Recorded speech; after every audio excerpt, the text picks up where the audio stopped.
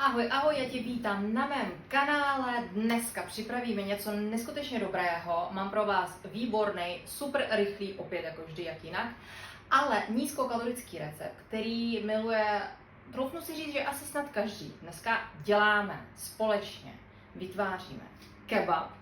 Bude kuřecí, vy můžete použít ale jiné maso, to řeknu hned za chvíli, nebudeme to protahovat a hned začneme tvořit. Hlavní ingredience mám tady na stole a pojďme si je ukázat blíž. Než se vrhneme na to maso a něco si k tomu řekneme, tak si ukážeme samozřejmě, do čeho potom tu směs přidám. Bude to lavaš, já zde mám dva druhy, sehnala jsem celozrnnou verzi a originál. A pokud se takhle podíváte, tak je strašně tenoučký, jo, takže čím tenší, tím méně kalorií, logicky. Takže já použiju dvě vrstvy, aby se mi ta směs nějakým způsobem udržela uvnitř, aby to všechno nevypadalo a nerozteklo. Takže použiju dvě vrstvy vždycky na jeden ten kebab. Co uděláte vy? Buď teda seženete lavaš jako takový, jak ho znáte, prostě klasický, anebo si koupíte strašně jednoduše celozrnnou tortilu nebo pšeničnou tortilu, ale hlídejte si právě kalorie. Dole pod tímto videem popíšu, kolik kalorií by měl mít ten hotový výrobek, který třeba ta tortila zrovna. Tak, takže lavaš jsme si ukázali, dále já použiju dneska maso kuřecí, mám tady kupovanou kuřecí mletou z prsíček, takže je bez tuku, vy můžete zkombinovat dokonce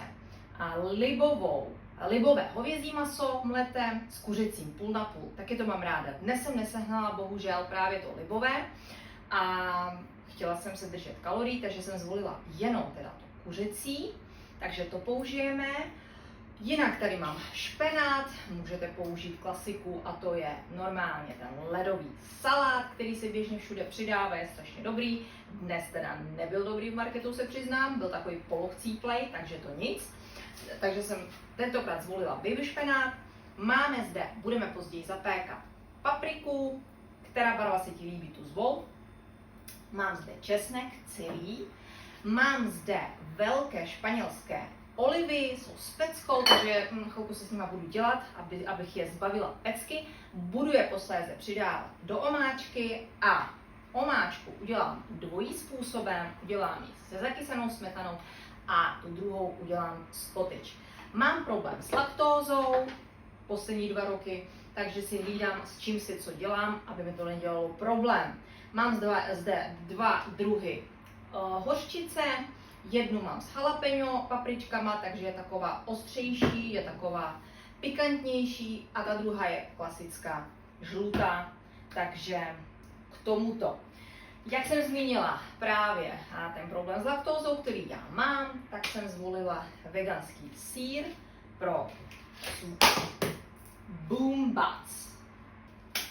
Takže jak tam mám ten problém s laktózou, tak jsem zvolila ten veganský sýr pro moji porci a pro porci syna, protože my jsme 2 teď doma, tak nastrouhanou mozzarellu. Takže ke koření si povíme procesu, jdeme na to konečně. Tak já dám stranou lavaš, ten zatím nepotřebujeme, protože nejprve připravíme právě to maso. Přidám ho do misky a začnu dochucovat. Zde mám oregano se sušeným česnekem, takže můžete přidat oregano a pak sušený česnek. V jednom z receptů jsem ukazovala, že mám krásně takhle tu směs spojenou, vy si to můžete taky takhle namíchat. Koupit zvlášť oregano, sušený česnek, namíchat si to dohromady, je to pecka, doporučuji. Dále, co použiju, to je kepsa spice, to je arabské koření, který se používá k mletému masu. Většinou právě, když se dělají nějaký výrobky, třeba jak z hovězího, tak i z kuřecího, ale právě v tom mletém. Je to trošičku pikantnější, dobře, trošičku víc pikantnější, takže můj manžel zrovna moc úplně jakože hodně nemusí, ale jak jsem řekla, my se synem nemáme problém, takže tam klidně přidám víc. Zde mám římský kmín a to jsem zmiňovala snad u té polévky, když jsme vařili společně na pláži a to jsem říkala, že to dodá právě tu chuť a šmrnc, takovou, jo, arabskou. Někdo mi tam mňouká. No pojď, no ježiš, no jo, asistence. Pojď. No jo, zapomněla jsem. No a přidala jsem teda ten římský kmín, který tomu dodá šmrnc, miluju to, a přidám červenou papriku. Jak vidíte, ačkoliv já se nacházím v Ománu, vy se nacházíte, dejme tomu někde v Evropě, nemusíte být zrovna v Čechách, že?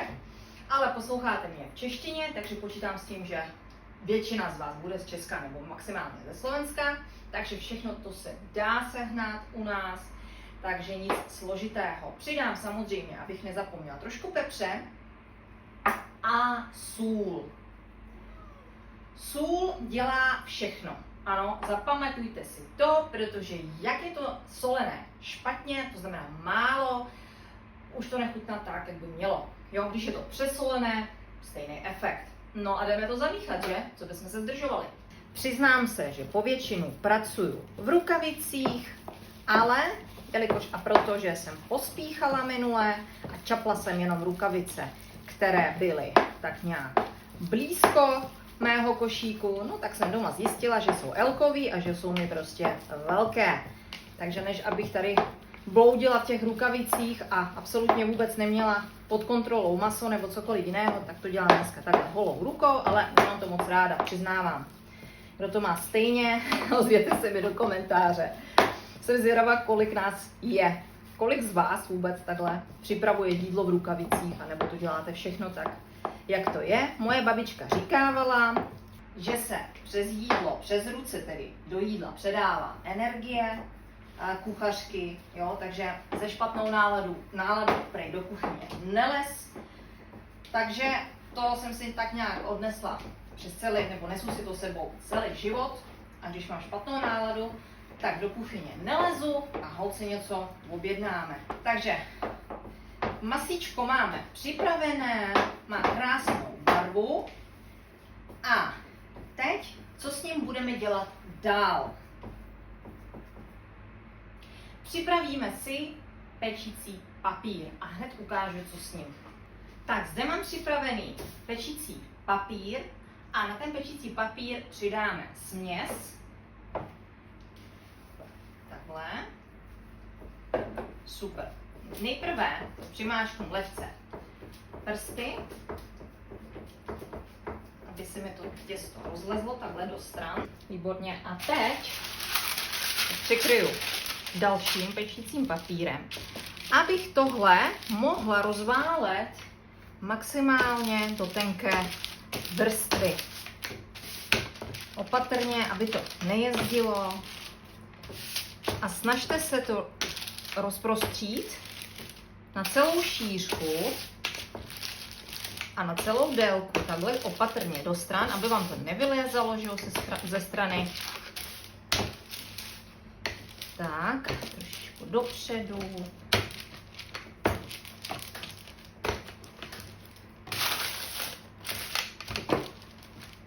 No a když jsme sundali vršek papíru, tak poté tak to srolujeme pečící papír a přidáme ho na plech. Takto. Super, máme to, za chvilku nám to poletí do trouby, ale my ještě nakrájíme v rychlosti jenom na čtvrtinky, na kousky zeleninu, takže jak jsme si řekli, máme zde papriku sladkou, můžete přidat rajčata, jak je libo, takže jenom takto, ano, kousky. Čím barevnější, tak samozřejmě tím chutnější a krásnější potom ten pokrm bude vypadat. Takže klidně zvolte všechny barvičky, které v marketu najdete, nebo třeba na trhu, na tržišti, pokud chodíte nakupovat někde na farmářské trhy nebo podobně. Teď v zimě asi těžko, nějak mi pořád nejde do hlavy, že jsme v Ománu a vy jste v Evropě.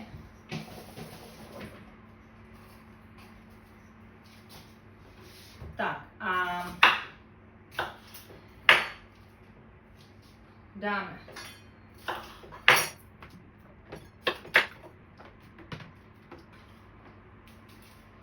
super. Odkrájela jsem vršek česneku, hlávky česneku, převrántím ho takto na druhou stranou.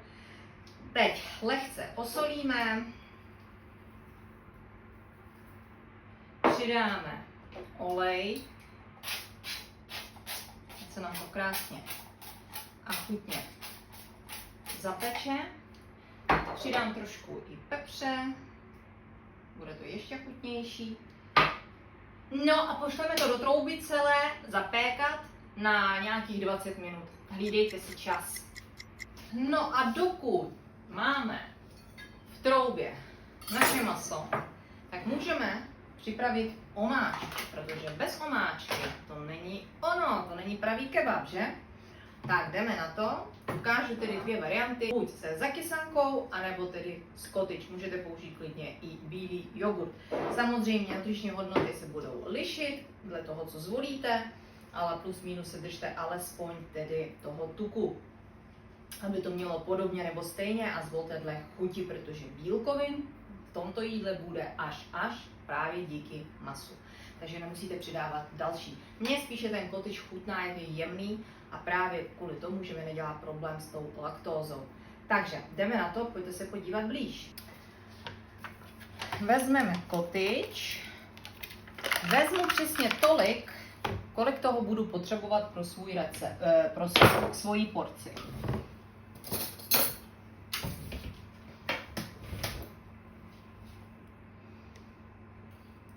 Aby to bylo takové krásně vláčné a šťavnaté, tak si vezmu krásně takto 2 plné lžíce. Za chvíli si ukážeme s tou zakysankou, ale postup je úplně stejný, takže jenom abych pak nezapomněla, kde je co. Přidám trochu hořčice, která je právě pikantní. Přidám obyč, takže dohromady nějaká polévková lžíce. Přidám trochu soli, pepř, promíchám, aby se všechno spojilo krásně. Výborně. A co ještě přidám, jsou právě ty olivy. Jelikož a protože, jak jsem řekla, mají pecku, tak se s nimi trošičku budu tady chvilku prát. Nemyslím si, že je to úplně zajímavý proces pro vás, takže to zkrátka a dobře jenom střihnu. Mám nakrájeno a teď přidám půlku, do jedné z omáček jenom na chuť, aby to tam bylo cítit. A teď už tu se smetanou, se zakysankou udělám to stejné, akorát, aby se mi s tím dobře pracovalo, protože přece jenom by to mělo být jako omáčka, ne jako dip, tak přidám trochu vody.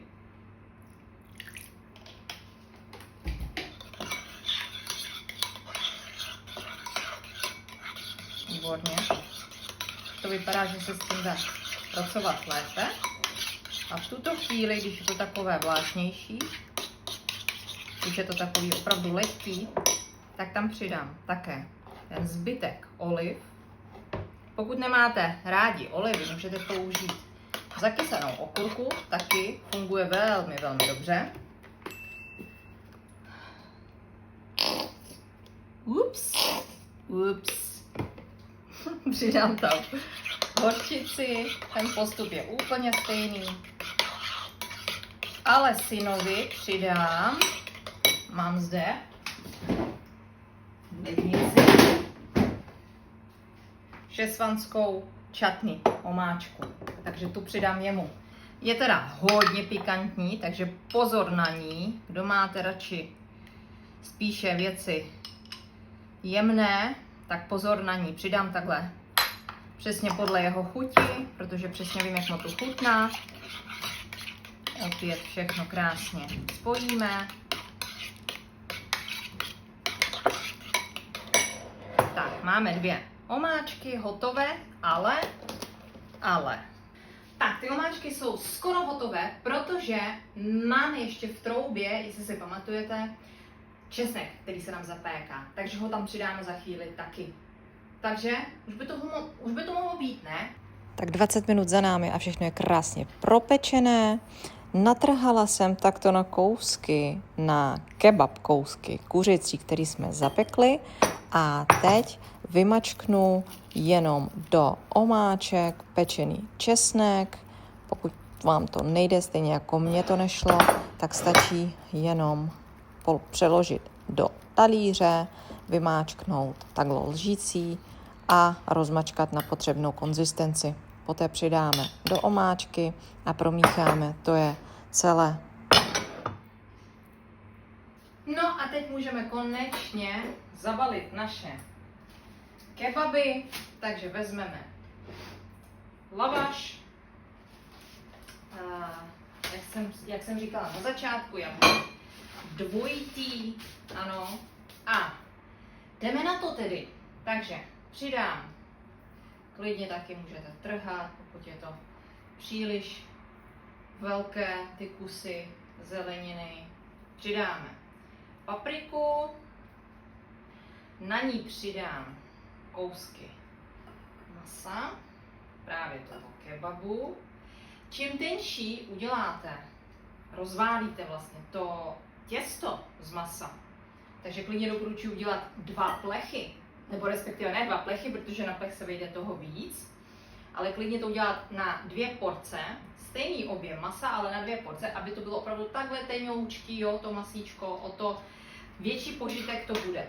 Tak a první udělám třeba pro syna zrovna, takže zakysanka, promažu takhle nejprve 1 vrstvu, přidám na to zeleň, takže špenát v našem případě a sýr. Ano, super. Sýr. Přidáme na to ještě omáčku, ať to bude krásně šťavnaté. A jdeme to zabalit opatrně. Výborně. Klidně takto z boku zabalíme dovnitř jenom 1 stranu. A teď ještě přijde jedna taková věc, kterou já dělám, a to pomažu, zde mám připravenou vlastně salsu, můžete použít kečup s vodou, pomažu jenom vršek našeho wrapu, kebabu a jdeme to jenom lehce orestovat a to chytne krásnou barvičku. S tím druhým wrapem uděláme úplně to stejné, respektive podobné, to, jak to má syn. Takže budu to mít takhle na ty ludičky, přidám maso, tak, aby to šlo zabalit, jo? Takže z toho bude víc. Samozřejmě toho masa je dost, kterýho jsme připravili, takže klidně takto. Tak, super, přidám, teď jsem málem šoupla tu synovou omáčku, že jo, tak ne, tu svoji použiju, připlácnu, to nevylejzá ze strany, zeleninku, krásně, a ten sýr tedy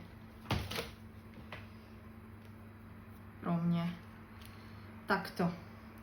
A klidně přidám víc té omáčky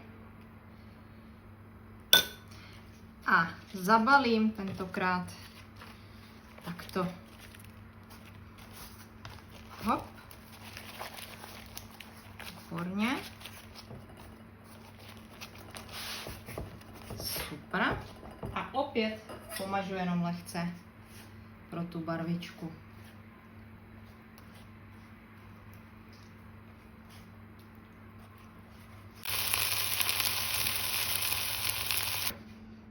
Tak, jdeme to rozkrájet, ať se podíváme dovnitř.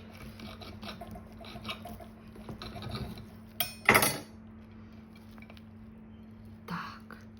A takováhle nádhera nám z toho vznikla. Tak máme splněno jak na kaloriích, takže můžete klidně do vaší diety, do redukce nebo na udržovačku, super jídlo po tréninku nebo jen tak udělat si radost, protože toto jídlo je skutečně komfortní jídlo takzvané, kdy si ho dáte a cítíte se jako v bavlnce. Doufám, že můj kanál se vám líbí. Pokud mě chcete podpořit, tak mi dejte určitě like, sdílejte toto video a zanechte mi komentář, i nechte mě sledovat a my se zase uvidíme příště. Klidně mi do komentáře napište svůj nápad, jakou méně kalorickou verzi jídla byste chtěli vidět u mě příště na kanále a já se budu těšit. Zatím pa.